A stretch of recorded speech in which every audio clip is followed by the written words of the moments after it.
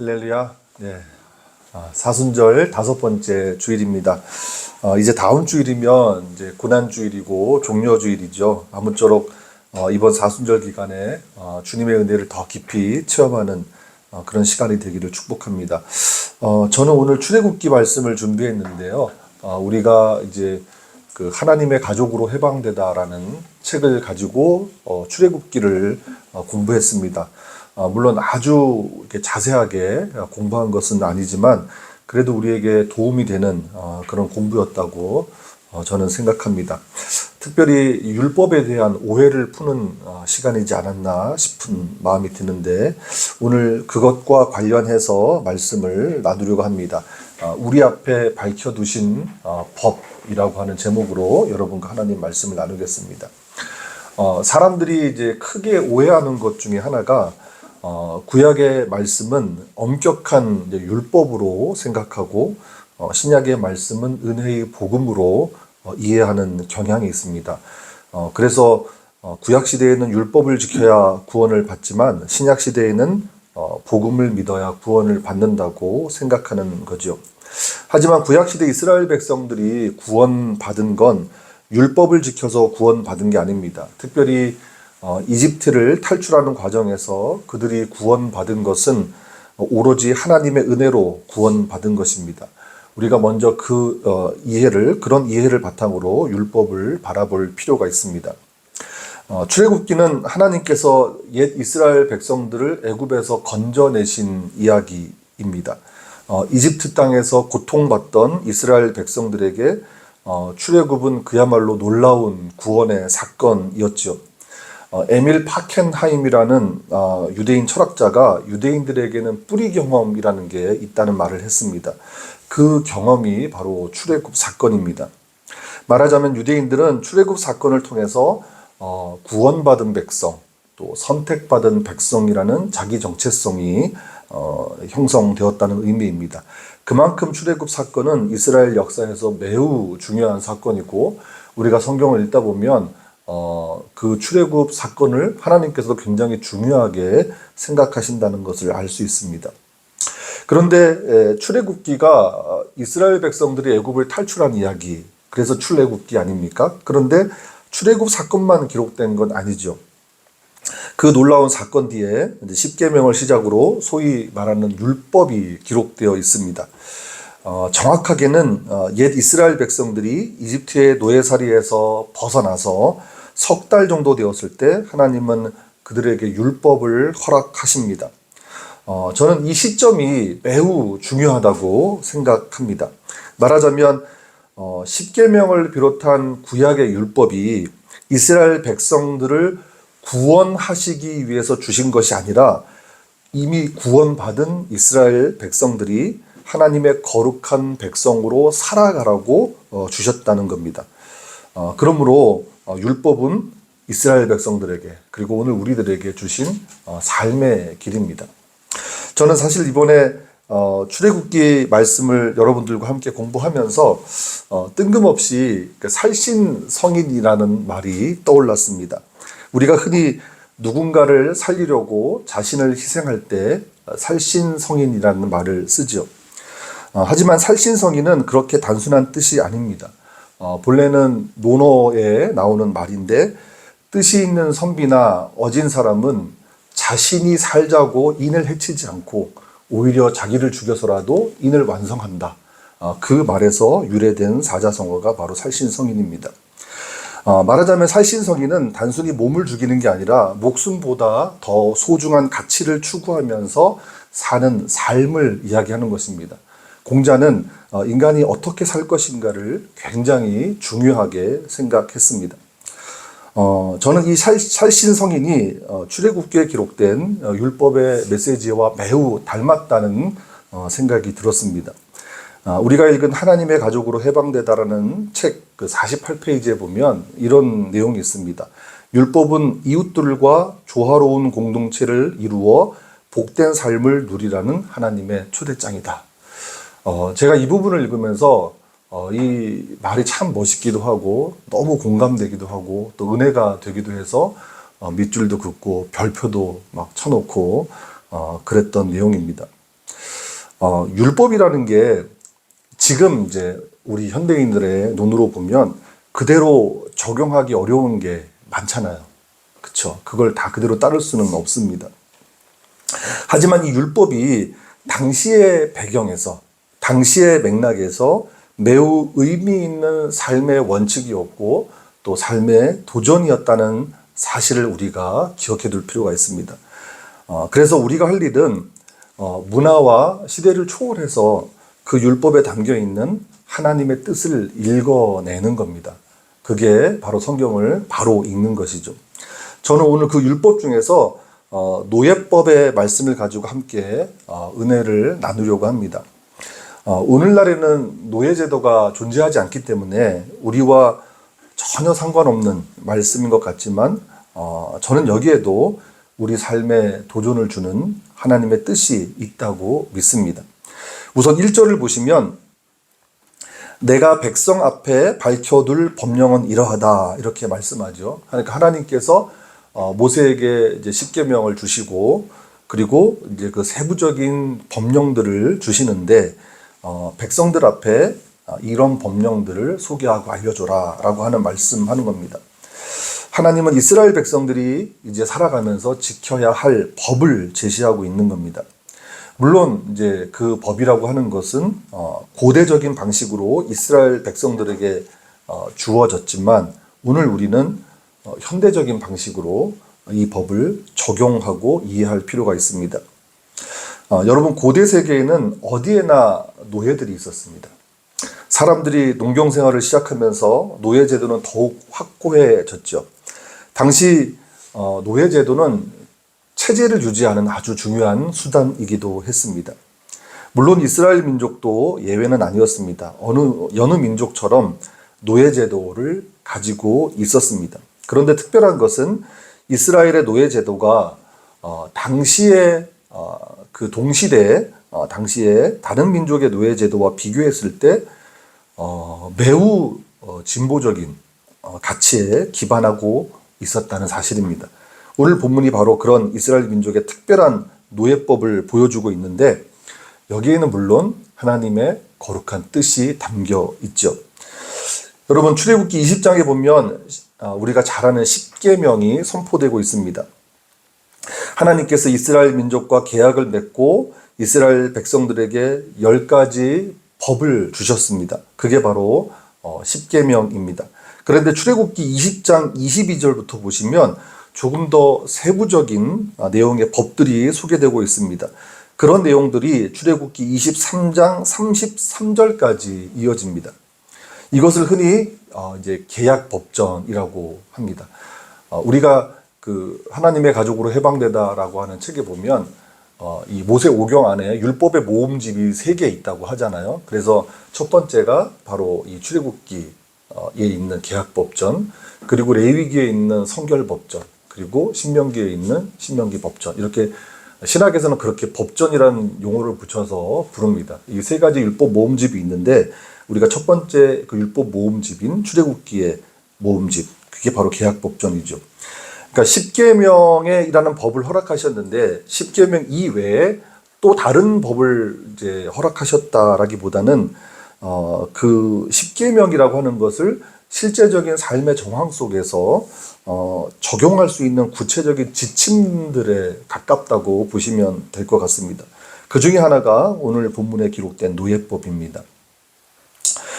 제가 앞서서 이스라엘의 노예 제도가 동시대 다른 이제 나라의 민족의 그런 노예 제도와 비교했을 때 매우 진보적인 가치에 기반하고 있었다 이렇게 말씀을 드렸죠. 여러분 내용을 보시면 아시겠지만 노예에 대한 대우가 당시로서는 매우 파격적입니다. 여러분 2절을 보시면 히브리 노예는 6년 동안은 노예로 있어야 하지만 7년째가 되면 몸값을 물지 않고 자유인이 될 수 있다고 말씀합니다.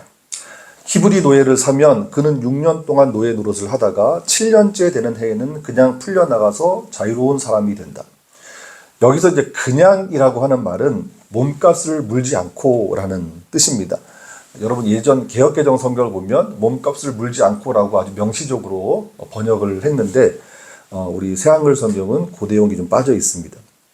자, 몸값을 물지 않고, 이것은 무엇을 의미하겠습니까? 몸값을 물지 않고 7년째가 되는 해에는 자유로운 몸이 된다. 이게 어떤 의미겠습니까? 이스라엘의 그 노예제도는 그냥 강제적인 노동 착취로 끝나게 두는 것이 아니라 6년간의 정당한 노동계약을 맺도록 하나님께서 그렇게 만드셨다는 거죠. 또 3절에 보시면 만일 남자 노예가 아내가 있는 경우엔 자유의 몸이 될 때 아내도 함께 자유의 몸이 되게 합니다. 자, 3절입니다. 혼자 왔으면 혼자 풀려나갈 것이다. 한 여자의 남편이었으면 아내와 함께 풀려나갈 것이다. 이렇게 말씀합니다. 다만 4절에 보시면 주인이 남자 노예에게 아내를 주어서 자식을 낳았을 경우에는 자유의 몸이 될 때 아내와 자식들을 두고 가도록 했습니다. 그러나 그 노예가 자기 자식과 아내를 사랑해서 난 두고 갈 수 없다. 그렇게 하는 경우에는 어떻습니까? 5절과 6절 말씀인데요.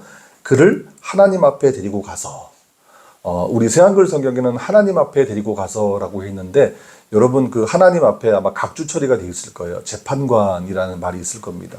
예전 개역개정 성경에서는 재판장이라고 번역을 했는데, 어쨌든 재판관 앞에 데리고 와서 귀를 뚫고 가족과 함께 종신토록 주인을 섬기도록 했죠.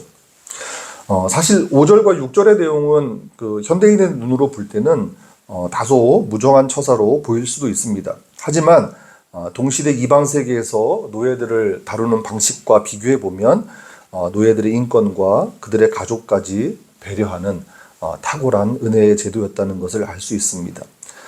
이런 건 동시대 노예법에서는 찾을 수 없는 내용이라고 합니다. 이것은 주인과 종의 관계를 착취나 지배의 관계로 보는 것이 아니라 인간에 대한 최소한의 권리를 보장해 주는 것이었고, 동시에 사랑과 은혜의 원리가 작용하는 하나님 나라의 가치가 반영된 것입니다. 자, 그 다음 7절부터는 여자 노예에 관한 법인데요. 이게 정말 놀랍습니다. 정말 놀랍습니다. 여자 노예의 경우에는 남자 노예처럼 내보낼 수는 없었습니다. 7절을 한번 보실까요? 딸을 팔아넘겨 노예가 되게 했으면 그 여자 노예는 남자 노예처럼 풀려나갈 수 없다. 우리가 이제 독서 나눔하면서 책에서 우리가 읽었지만 딸을 팔아넘겼다는 건 어떤 가정이 너무 가난해서 어쩔 수 없이 딸을 노예로 판 경우를 말하는 겁니다. 고대 사회에서는 실제로 이런 일들이 많았습니다. 그런데 그렇게 해서 여자 노예가 되었으면 남자 노예처럼 자유인이 될 수 없었다는 거예요. 왜 그랬을까요? 왜 여자 노예는 남자 노예처럼 자유인이 되지 못하게 했을까요? 고대 사회가 남성 중심의 사회다 보니까 그랬을까요? 저도 처음에는 성경을 읽을 때 이 부분을 보고 고대 사회가 남성 중심 사고가 있었으니까 이렇게 했구나. 저도 그렇게 이해를 했는데 그게 아니더라고요. 성경을 더 깊이 읽고 공부를 많이 해보니까 그게 아니더라고요. 전혀 그렇지 않습니다. 이것은 여자 노예를 차별하는 법이 아니라 오히려 배려하는 법입니다. 우선 당시의 여자 노예가 노동력으로 팔려나가는 경우가 거의 없다는 사실을 알아야 됩니다. 대개는 첩이나 며느리로 가난한 집안에서 팔고 부유한 남자가 그 여자 노예를 사는 경우가 비일비재했습니다. 이때 여자 노예를 남자처럼 자유인이 될 수 없게 한 것은 그 여자 노예가 이제 사회적 기반이 전혀 없기 때문에 그 여자 노예를 자유인이 되게 하면 원래의 가정에서도 그 여자 노예를 자기 딸로 다시 받아주지도 않거니와 그 여자 노예를 그냥 유기하는 것과 다름이 없기 때문입니다. 그래서 사회적인 기반이 전혀 없는 여성을 보호하라는 하나님의 법입니다. 그러니까 여자 노예를 영원히 부려먹으라는 의미가 아니라 가족으로 이제 받아들였으니까 함부로 내쫓지 말고 끝까지 책임지라는 의미가 여기에 담겨 있는 겁니다. 자, 8절 말씀도 정말 특별합니다. 여러분 8절 말씀을 보십시오. 주인이 어떤 여자 노예를 자신의 아내로 맞이하겠다고 정해놓았는데 그가 주인의 마음에 들지 않는다고 하자. 그러면 주인은 그 여자 노예를 풀어주어야 한다. 주인이 그 여자 노예를 속인 것이므로 그를 다른 나라 백성에게 팔면 안 된다. 주인이 아내를 삼으려고 여자 노예를 샀는데 처음에 가졌던 마음과 다르게 여자가 마음에 안 든 거예요, 이제. 그때는 여자를 풀어주어야 한다는 겁니다. 여기서 우리 새한글 성경은 풀어준다라고 번역을 했는데, 개역개정 성경을 보면 속량한다라는 말로 번역합니다. 근데 원문에 더 가까운 의미는 속량이 맞습니다. 속량이라는 말이 너무 좀 어려운 말이잖아요. 지금 이해하기가 어려운 말이니까 쉽게 번역하면서 이제 결과적인 상태를 보여주는 그런 용어로 번역한 것이 풀어준다입니다. 속량이라고 하는 말은 대가를 지불하고 권리를 회복시켜준다는 의미입니다. 그러니까 주인이 아내를 삼으려고 여자 노예를 샀다가 마음에 안 들면 돈을 더 얹어서 여자 노예의 아버지에게 돌려보내야 한다는 말씀입니다. 그리고 여자 노예를 샀다가 마음에 안 든다고 하는 것은 여자 노예를 속인 것이나 다름없기 때문에 다른 나라 사람에게 팔 수 없다고 말씀하죠. 자, 다른 나라 사람에게 팔 수 없다는 건 또 무슨 뜻이겠습니까? 일단 우리가 하나님의 가족으로 해방되다는 책에서 본 것처럼 이건 당시에 존재했던 성노예 무역을 금지하는 그런 의미이기도 하고요.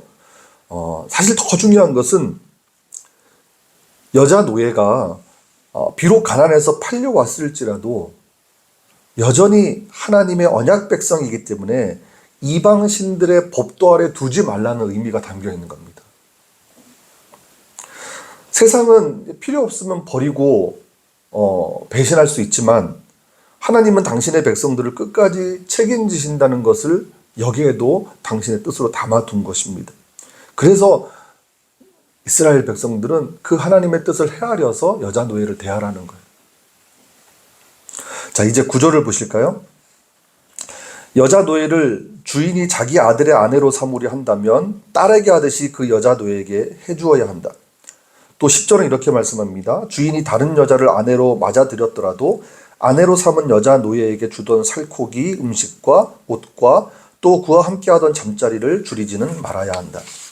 그러니까 여자 노예를 자기 아들의 아내로 삼았다면 반드시 자기 딸처럼 여기고 가족의 일원으로 존중하라는 의미입니다. 그리고 혹시 주인이 여자 노예를 아내로 맞은 후에 좀 세월이 지나서 다른 여자를 또 아내로 맞아들였다고 할지라도 처음 아내를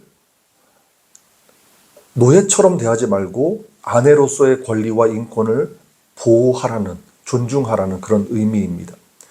비록 신분상은 노예이고 더구나 남성이 아닌 여성이지만 적어도 주인의 집에서 안정되고 존중받는 삶을 살도록 그렇게 하나님께서 법으로 보장한 것입니다. 동시대 다른 민족의 법에선 이런 것을 찾아볼 수가 없습니다. 결국 오늘 본문의 내용을 정리해보면 이렇습니다. 히브리 노예법의 궁극적인 목적은 인간이 만들어 놓은 체제를 유지하는 게 아닙니다.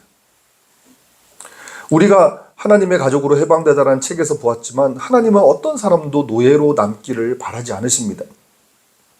하나님은 노예 제도를 긍정하지 않으세요.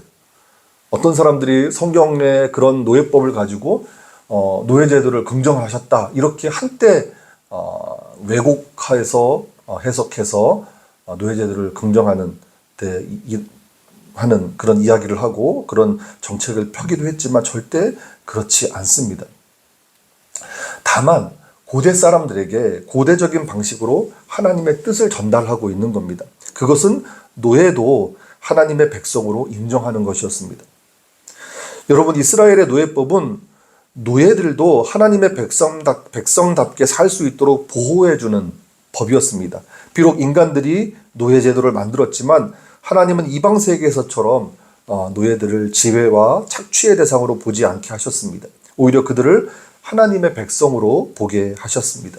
그리고 언젠가는 주인과 노예가 형제의 관계로 혹은 가족의 관계로 돌아갈 것을 염두에 두고 노예를 보게 하셨죠.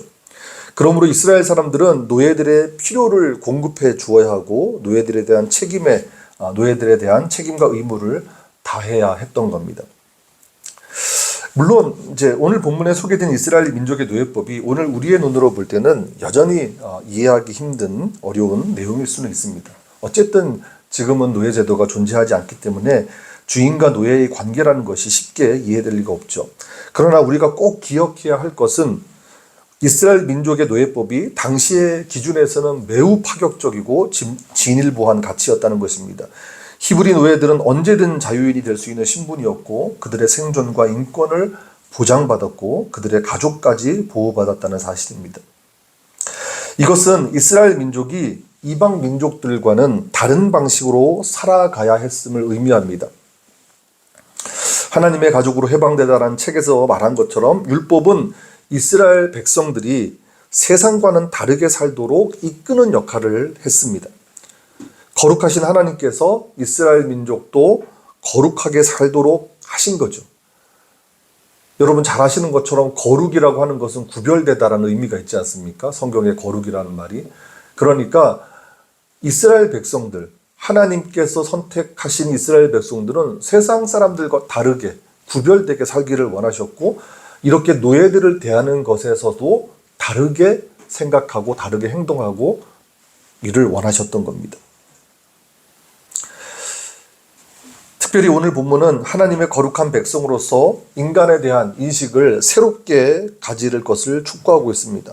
고대 사회에서 비천한 신분으로 여겨졌던 노예에게조차도 지배와 착취를 일삼지 말고 형제처럼 대할 것을 하나님께서 주문하셨다면 이 시대를 살아가는 오늘 우리에게 말할 것도 없죠. 지금은 노예 제도가 사라졌지만 우리가 살고 있는 세상을 보면 소위 이제 갑질이라고 하는 것이 이제 있지 않습니까? 갑의 위치에 있는 사람들이 을의 위치에 있는 사람들에게 폭력적인 언행을 하고 비인간적인 대우를 하는 경우가 있습니다. 정말로. 제가 예전에 다이소 매장에 한번 간 적이 있었는데 이제 물건을 사려고 계산을 하려고 줄이 이렇게 좀 있었어요. 근데 이제 계산을 하는 어떤 분이 그 점원이 조금 불쾌하게 했는지 자세한 내용은 모르지만 막 막말을 막 하시더라고요. 그리고는 당장 나한테 사과하라고 막 이제 얘기를 하시는데 자세한 내막은 모르지만 제가 보기에는 좀 갑질처럼 보였습니다. 그래서 내가 끼어들까 말까 하다가 막 가슴이 콩닥콩닥하는데 그냥 결국 못 끼어들었지만 그러면 안 되죠. 이제 우리 그리스도인들은 절대 그런 갑질을 해서는 안 될 것입니다. 혹시 경제적인 형편 때문에 혹은 많이 배우지 못했기 때문에 혹은 다른 어떤 이유 때문에 차별을 받거나 억눌림을 당하거나 정당한 대우를 받지 못하는 사람들이 있어서는 안 될 것이죠. 우리가 그런 데 일조해서는 안 되지 않겠습니까? 만약 그런 사람들이 있다면 우리는 그들에게 따뜻한 사랑의 손길을 펼쳐야 할 것입니다. 제가 앞서서 이제 살신성인의 본뜻을 말씀드렸습니다. 자신의 몸을 죽여서라도 인을 완성한다. 저는 우리가 이루어야 할 인이 바로 하나님의 사랑이라고 생각합니다. 특별히 이 사순절 기간에 십자가에서 자신을 죽이신 예수님의 사랑을 깊이 묵상했으면 좋겠습니다. 그 사랑이 우리가 이루어야 할 인이고 우리가 걸어가야 할 삶이라고 저는 믿습니다.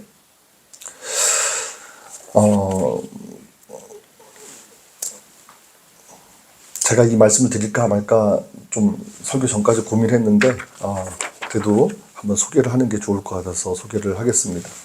제가 한번 독서 나눔 때 여러분에게 잠깐 소개했던 제임스 탈라리코라는 미국의 그 정치인이 있습니다. 나이가 36밖에 안 됐더라고요. 너무너무 젊은 정치인인데 텍사스주 미국 이제 그 민주당 소속의 하원 의원인데 이번에 이제 상원 의원 경선에서 이제 이겨서 그 상원 의원 이제 민주당 후보로 이제 뽑혔더라고요. 근데 이 탈라리코가 워낙 이제 언론의 주목도를 많이 받다 보니까 이 트럼프 대통령이 이 탈라리코를 그 예수님의 이름을 팔아먹는 신성 모독자라고 비판을 했나 봐요. 근데 이 탈라리코가 그 이야기를 듣고 이렇게 얘기를 했습니다. 좀 명문이어서 여러분에게 소개해 드리겠습니다. 미 합중국 대통령이 방금 제가 예수님을 모독했다고 말했습니다. 무엇이 진정 예수님을 모독하는지 알고 싶으세요? 억만장자들의 세금을 감면해 주면서 병든 자들의 의료보험은 빼앗는 것. 무엇이 예수님을 모독하는지 알고 싶으세요? 이민자들을 추방하고 아기들을 엄마와 분리시키는 것. 무엇이 예수님을 모독하는지 알고 싶으세요? 이란의 무고한 학생들에게 폭탄을 투하하고 우리의 용감한 군인들을 또 다른 끝없는 전장에 보내 죽게 만드는 것. 무엇이 예수님을 모독하는지 알고 싶으세요? 앱스타인 파일을 감추는 것, 그리고 그 리스트에 누구도 기소하지 않는 것. 저는 완벽한 크리스찬이 아닙니다. 그렇게 말한 적도 없습니다. 여태껏 완벽한 크리스찬은 단 한 분뿐이었습니다. 그리고 그는 2000년 전 십자가에 못 박히셨습니다. 예수님은 저희에게 말씀하셨습니다. 내 이웃을 내 몸과 같이 사랑하라. 천국에서 전쟁을 상상할 수 있습니까? 천국에서 차별을 상상할 수 있습니까? 천국에서 가난을 상상할 수 있습니까? 아니라면 왜 우리는 이 땅에서 이것을 방치하고 있습니까? 이 제임스 탈라리코는 36 아주 젊은 정치인인데 그의 행보를 보면 정말 대단한 정치인이라는 생각이 들고 앞으로가 많이 기대가 되는 정치인이더라고요. 제가 설교 중에 정치인 이야기해서 죄송합니다만 정말 진정한 기독교적 가치를 가지고 말하고 행동하는 사람이라고 저는 생각했습니다. 그는 흔히 복음주의로 대표되는 미국의 보수 기독교가 아니라고 얘기를 하더라고요. 여러분, 출애굽기의 노예법은 우리와 상관없는 법이 아닙니다. 오늘날 노예제도는 없어졌지만 오늘 본문이 우리에게 말씀하고 있는 게 있습니다. 그것은 타인에 대한 우리의 생각, 태도를 교정하라는 것입니다. 특별히 우리보다 약한 사람들에 대한 태도입니다. 하나님의 마음은 우리가 삶의 현장에서 지극히 작은 자 하나를 형제로 대접하며 사는 겁니다. 우리보다 약한 사람들을 우리와 더불어 살아가는 형제로 대우하면서 우리의 사랑을 나누는 겁니다. 우리가 그렇게 사랑을 실천하는 것이 살신성인의 길이고 그리스도의 법을 성취하는 길이라고 저는 믿습니다. 우리 찬송하겠습니다. 찬송가 455장입니다.